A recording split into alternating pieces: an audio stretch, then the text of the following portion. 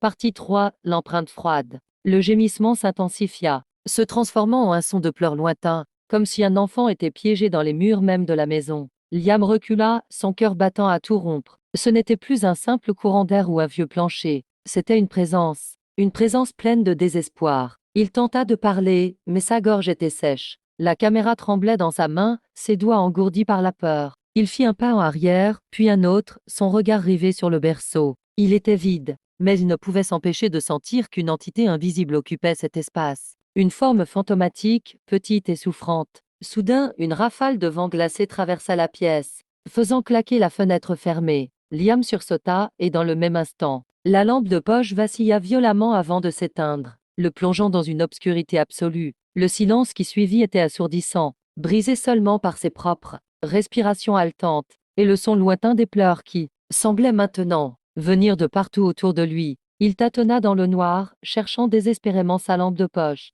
qui avait dû lui échapper des mains. Sa main rencontra le bois froid et lisse d'un meuble. Puis, son doigt effleura quelque chose de doux et de humide. Une substance visqueuse et froide, comme du mucus, mais avec une texture étrange. Il retira sa main d'un éclair, le dégoût le saisissant. Lorsqu'il parvint enfin à rallumer sa lampe de poche, il l'avait fait tomber, mais la caméra était restée en marche. Le faisceau illumina l'endroit où il avait touché. Sur le mur, là où ses doigts s'étaient posés, il y avait une empreinte de main, petite, d'enfant. Et elle n'était pas faite de poussière, mais d'une substance sombre et poisseuse qui luisait, faiblement à la lumière de la torche. L'odeur d'ammoniac et de pourriture envahit l'air, et au-dessus de l'empreinte, gravé dans le plâtre, se trouvait un mot. Un seul mot, tracé avec une force terrifiante.